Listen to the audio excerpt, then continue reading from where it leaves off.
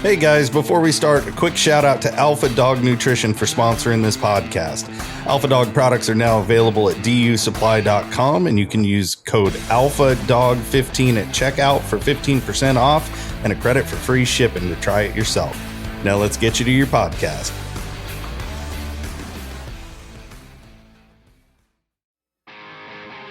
Welcome to my podcast, where we are going to talk about a lifestyle with dogs and throw in a few life lessons along the way. Whether you're a hound hunter, bird dog enthusiast, running setters, pointers, retrievers, or a flat-out running dog junkie, this podcast is for you. I am your host, Heath Hyatt, a certified law enforcement canine trainer with over 3 decades of personal and professional training and handling experience. It's time for me to pay it forward. So grab your leads, lace up those boots, and come and join me on this lifelong process of teaching, training, and learning.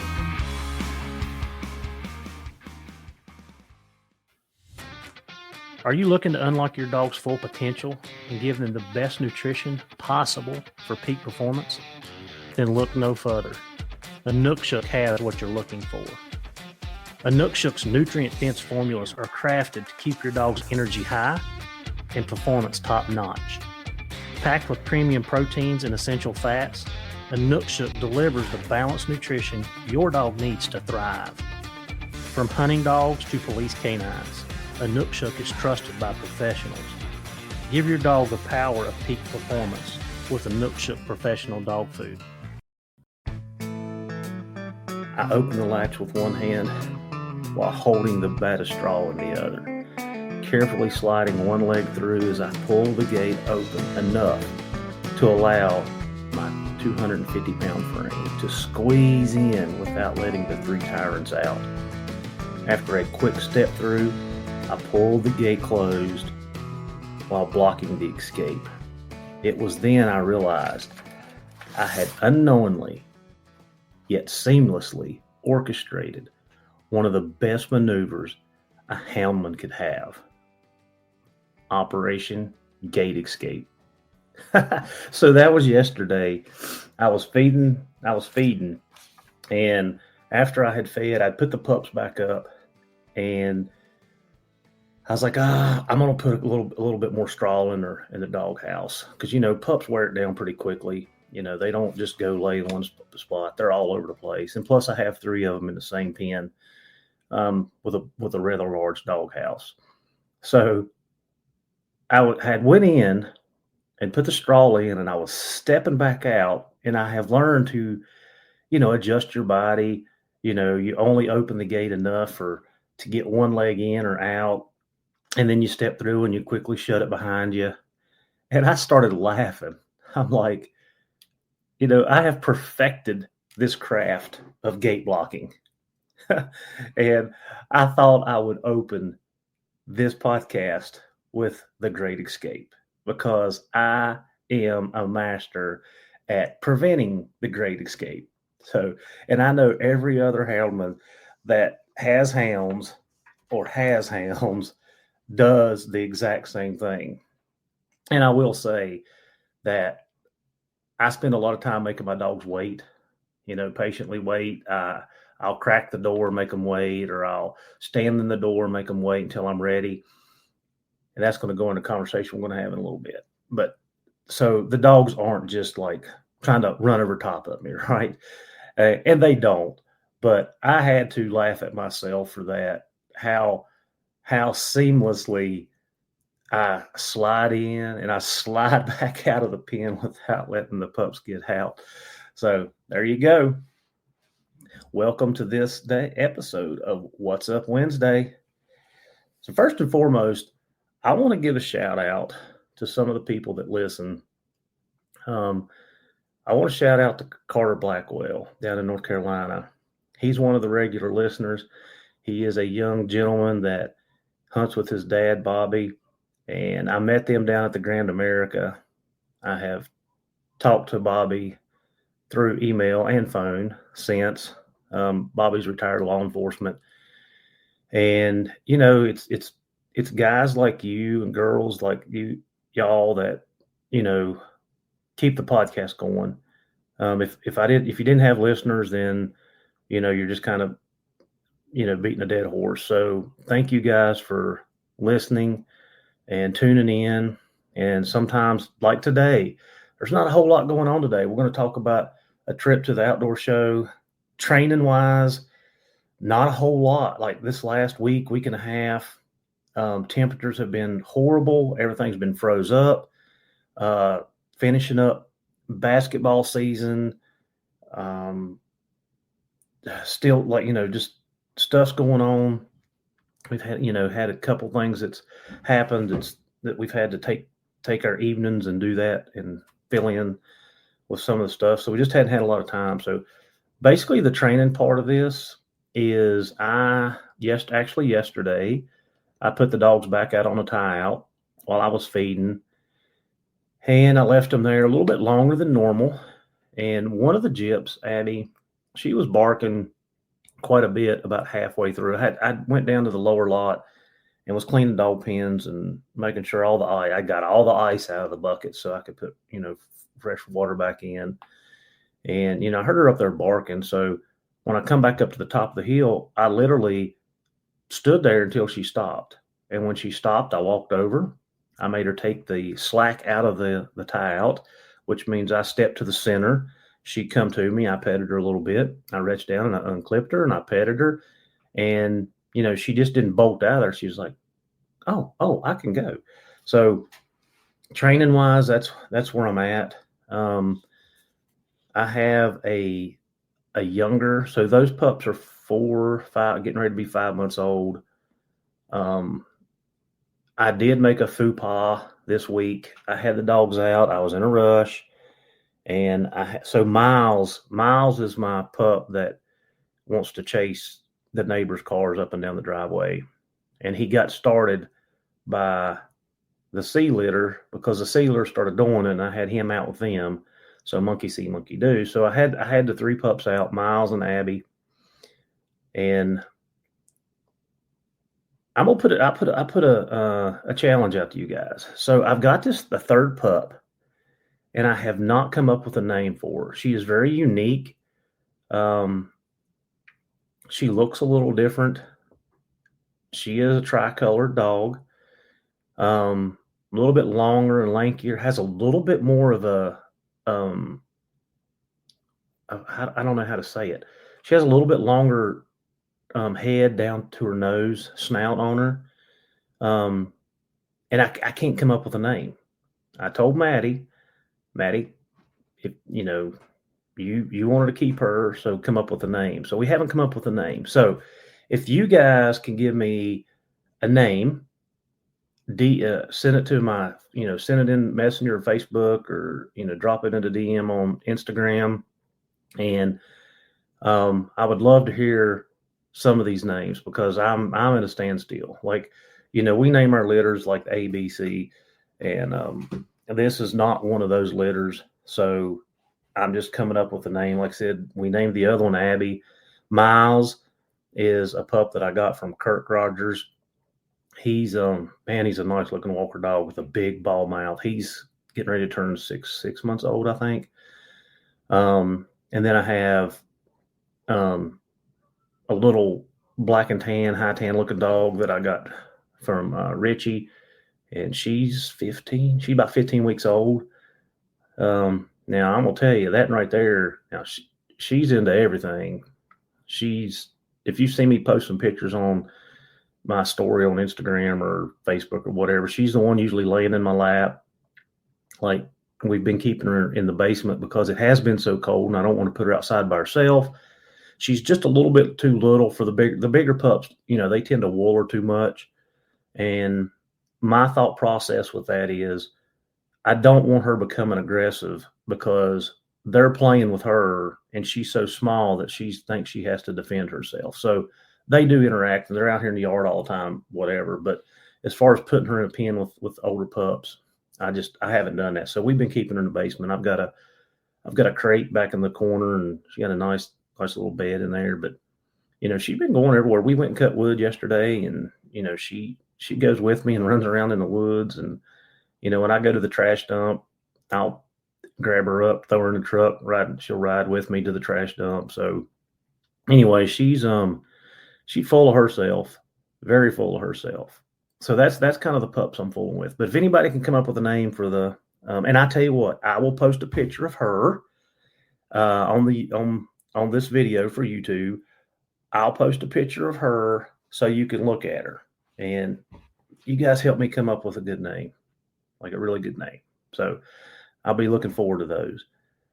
But anyway, so I had the pups out, and Rod come off the hill. He was getting ready to go scrape snow. That's what he does for a living. He runs a outdoor business where he mows yards and does landscaping and snow removal, stuff like that. So he come off the hill, and I heard him coming, and I look up and I start hollering for the dogs. Well, Abby and the Walker pup, she came, and Miles, his ears perked up, and I was like, "God, right now's the time. Right now's the time." Didn't have anything on him, and of course he goes flying up through the yard. Rob goes down the hill, and he's down through there. He goes, and I'm like, okay. I just set myself back because I wasn't prepared for that. So anyway, he didn't do it as long this time, I will say. It was very short. I hollered a few times when I heard him shut up, and he come right back. And when he come back, I rewarded him. I was actually cleaning pens, and I'd hung the food bowl up, the bucket up on the pen. So I grabbed a handful of food and just reached down and let him eat a little some out of my hands. But anyway, that was a faux pas on my part. I was not prepared for that. I literally was not going to be outside long enough to do a training session. Like, I was trying to feed, get water, and we had somewhere to, I think we had a basketball game that night. So I was in a rush to start with. So yeah, that's all the training that I've actually got done this past week. Hopefully the weather breaks this week. I'm going to take some of the older pups and start working on loading and feeding them in the box. I'm a little behind on that. So I'm going to start that. And then in the next couple of weeks, I'm going to start, just taking them on some short trips up and down the road here.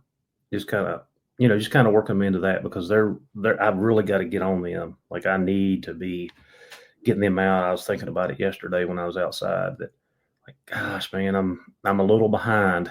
So that's it. That's what we've been doing.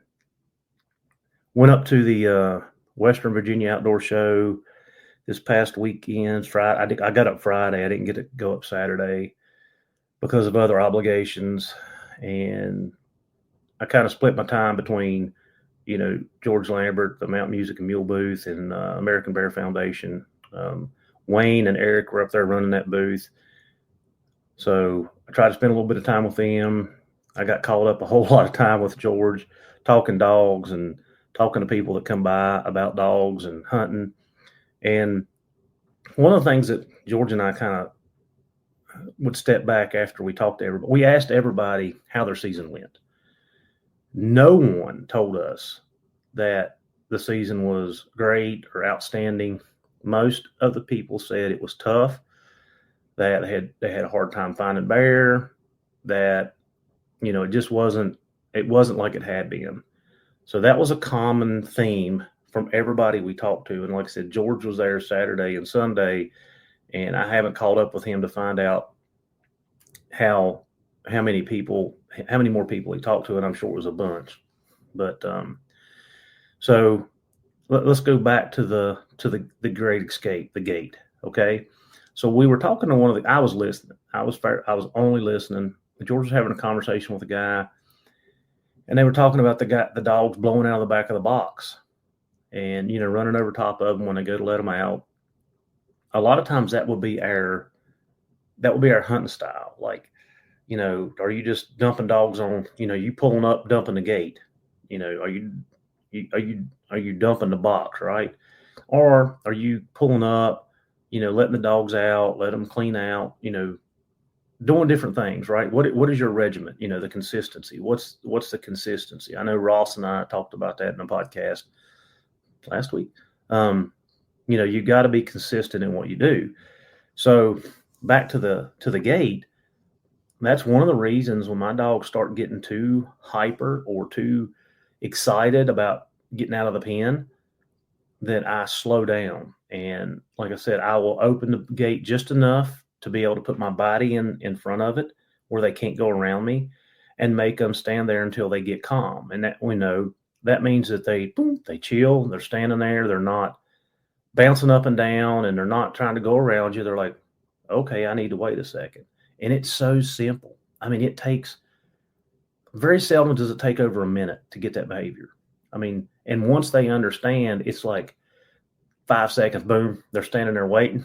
And then, you step back, you let them out, and then you can start adding different scenarios to it. You can add duration and length, or you can open the gate and tell them to hold. I mean, you can do so many other things, and it is a very simple task. And that translates over to the dog box. Like, when you open the door, like if you just hold your, put your hand up and hold your hand in place, the dogs will wait if you've done this prior, and they have an understanding of what's going on. And I think he even mentioned that a lot of people try to really downsize the size of the door so all the dogs aren't busting out of there. And again, it's a very quick fix. It literally doesn't take even a minute of your time in the evenings. And if you can't let your dog, let's say you can't let your dogs out like I can, let's say that you're in a neighborhood, or you're in an area that's close to a highway, and you're not just letting your dogs out run around. You can do that in other manners, like when you're feeding. I know BB and I had talked about this. Like when you go to feed, you hold the food bowl, and as long as the dog's, kind of erratic or whatever, you don't do nothing. As soon as the dog stops and pays attention, like I make my dogs make eye contact with me. I've got one down here, a sea litter, and man, he is a food hog. And I mean like food hog. But what I do with him is I make him wait. And he's got to now where not only is he standing still, he'll sit. And as soon as his butt hits the ground, he's making eye contact with me. And as soon as he makes eye contact with me, I know his attention is on me. And I set the food bowl down, and he goes to eating. And he has slowed down a little bit. But you can do other things other than just blocking the gate, right? There's other things to do. It doesn't take but a minute here or a minute there. It's very, very simple. And if you incorporate this into your regimen and you be consistent with it, you will see the rewards of it fairly quickly. And it makes it more pleasurable. When you take your dogs out, you're not getting, bombarded by, how many of your dogs you're hunting. Like, in my truck, most time I have 6. I got 3 on one side and 3 on the other.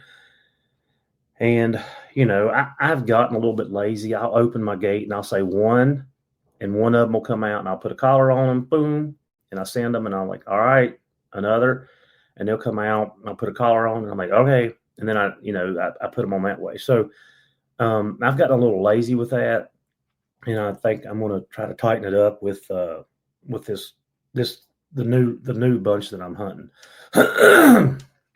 So anyway, yeah, that's pretty much the training session. But George and I, we had a lot of conversations. It's always great to be up there. We had, he took some Inukshuk. I took a bunch of sample packs for him up, and had several people coming up and asking questions and talking about the food. I think he was raffling away I think he was raffling away 5 bags or something. I know I left 3 up there. So anyway, it was a good time. The American Bear Foundation's up there, and those guys are working really hard. We are working really hard to try to preserve what we have and keep what we have in Virginia going. So kudos to those guys. Like I said, they're volunteering. They went up there all weekend. They paid for their own motel room. They set everything up. So it's all, they're doing everything on a volunteer basis. So, you gotta give them kudos for that. That's about it. So I'm going to leave you with a story today. That's what I'm going to do, because there's not a lot going on in my, well, there's a lot going on in my world, but the dog side of it is not to a screeching halt, but man, it's slowed down. And I hope this coming week we can pick back up with the weather. Basketball season is over. Yeah. So have a little bit more time during the week after work, and days are getting a little bit longer. So, I'm getting 30 minutes a day.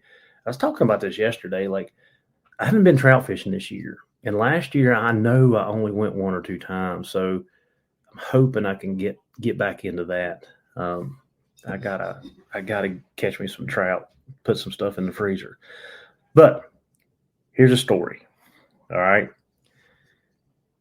December 5th, 2003. It's about 1:30 in the evening. It was a Friday evening.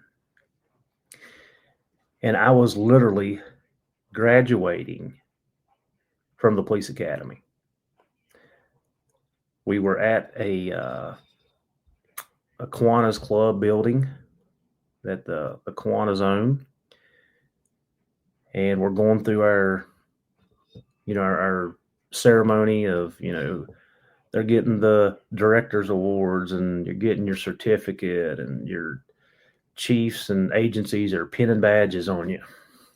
And my phone rings. Can't answer it, right? I'm in the middle. So as soon as all the ceremony part got done, the receptions after, where they do whatever, everybody comes around and shakes your hand. And so I go to my phone, and it's Clay had called me. And he's like, "Hey, Heath, found a bear track." I'm like, "You did?" He's like, "Yeah." And there was snow on. So maybe I need to paint the picture a little bit better. Like I said, it's December 5th. There's a 2-inch, maybe 3-inch snow. Clay calls me at 1:30. I call him back a little after 2. And he was like, I found it. I found the track. This is where it's at. It's heading in this direction. And I'm like, "Clay, I'm like right in the middle of this." I said, "I tell you what, like I'm going to bust out of here as quick as I can. I'll run home. I'll get the dogs, and I'll come back." So he said, "You just call me on your way home." So I hurriedly got through the reception part of it, probably crammed down a couple of whatever they had to eat. And I left abruptly. So this is like I said, this is a Friday evening. So I get home, I change clothes, grab my dogs. I'll tell you which dogs I was hunting. I had Frosty. I had Belle and Clyde, which were my 2 Cameron dogs. And I had Smokey. So I had 4 dogs. So I load the dogs up. I meet old Claybo at the gas station. He jumps in with me, and we get up, and I call Paul on the way over. And Fred was there. So it was me, Clay, Paul, and Fred. That was the four of us. So Clay tells me where this track's at.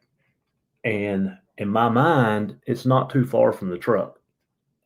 So Paul and I decide we'll walk in, you and Fred stay here. Well, me, in my infinite wisdom, decided that I was only going to take Belle and Clyde. I wanted to see what those 2 young dogs could do by themselves. And it was in the snow. We had a track. I was going to give them an opportunity, knowing that if I'd have taken Frosty, that it was almost a sure thing, right? So Paul and I start walking in, and we get to where we thought Clay had told us, and holler back on the radio. And he's like, "No, like he said, you can't miss it. It's crossing the road. It's headed to the north. Can't miss it." So we continue walking on, and we get almost to the top, and we cut the track.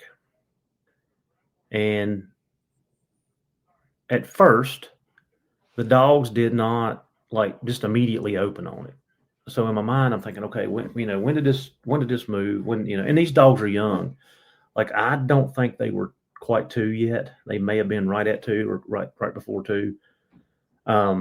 So anyway, we start walking the track, and it crosses a road and it goes into a timber cut. So we get up into that timber cut, and I had done turned them loose. And of course they start opening.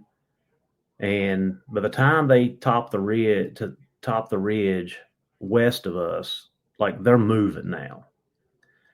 So Paul and I drop back down in the road, and we're listening to them go out the mountain, and we're like, okay, we probably need to parallel them and keep up with them. So anyway, the dogs got going. Now, I gotta go back. I gotta back up. So it was after 3:30 before I turned loose on this. Okay. So, you can only hunt till dusk. You got 30 minutes after. So in my mind, I'm not even thinking about the dogs being out all night. I'm not thinking about them not, catching it. I've got a track in the snow. It's an opportunity. So I'm taking my 2 young dogs and giving them the opportunity. That's what I'm thinking. And why I did that, I don't know. Because this was back when it was still a little tough to catch bear. It had gotten a little better, but it was still tough. So anyway, we jump back down the road, and we're trying to parallel and keep up with them. Well, they left us, and Clay hollers on the radio and says he can hear them coming. And I mean, this hardly ever happens, but they come right in above him, and they cross 2 hollers. And I tell him, I was like, well, keep up with them. Don't let them cross the hard top. So they were going towards the hard top. Anyway, they got in there and they treed, I don't know, 2 hollers before the main road, and they treed. And he put Frosty and Smokey to them. So during some point during that time, I don't remember exactly where. I don't think they were treed yet, or they may have been treed. I don't know. I wasn't down there, so I don't know. I don't remember that detail. But I was so excited that those 2 dogs, that was their first bear they treed by themselves, per se. Okay. Regardless of whether Smokey and Frosty helped them at the end or not, they ran it. They got it to a point where it was stopped or treed, and the other dogs there or not there. So Paul and I run, we run back to the truck, and I guess Clay had jumped in with Fred. And anyway, Fred ends up getting up in the holler. They treat like 150 yards from the road. Gets up in the holler and actually harvests the bear. And we got it down to the road, got some pictures right before dark. So 3:30, by 5 o'clock, this was over and done, and that was kind of the end of it. So the day that I graduated the police academy, December the 5th, 2003, I left our graduation ceremony in a rush to go put on a bear. And I was blessed and lucky enough to be able to tree a bear within a 2-hour time frame with 2 young dogs that had a world of potential. And that's one of those days, that's one of those hunts that you'll never forget. And I mean, I remember that.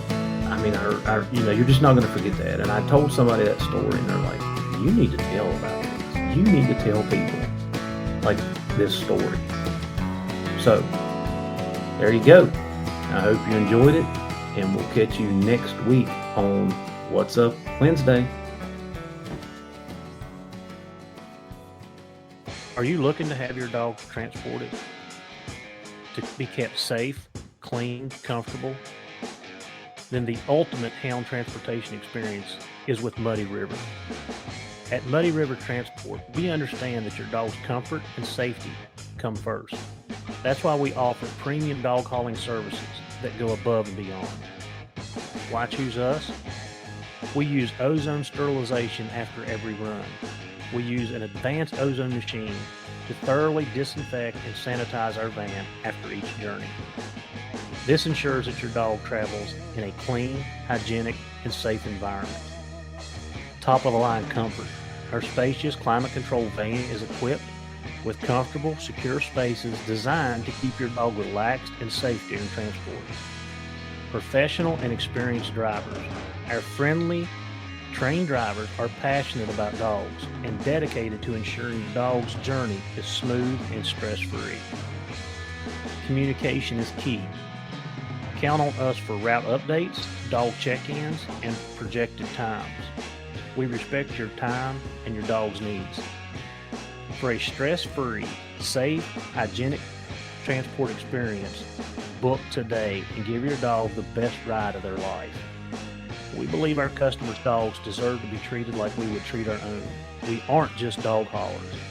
We are active houndsmen. When not on the road, we are hunting our own hounds. Travel safe, travel clean, travel comfortable.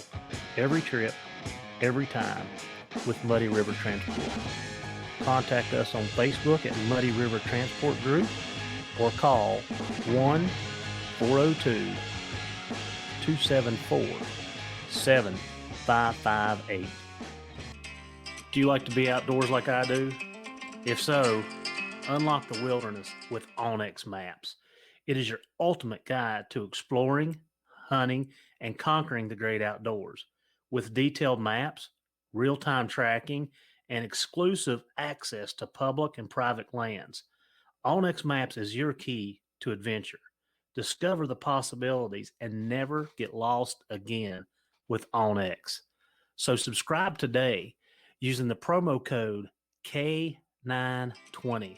Letter K, number 9, 20, and know where you stand.